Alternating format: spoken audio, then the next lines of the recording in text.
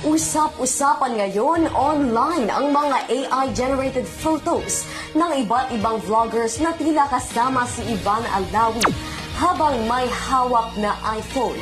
Ano nga ba ang nasa likod nito? Narito si Dad Chuper.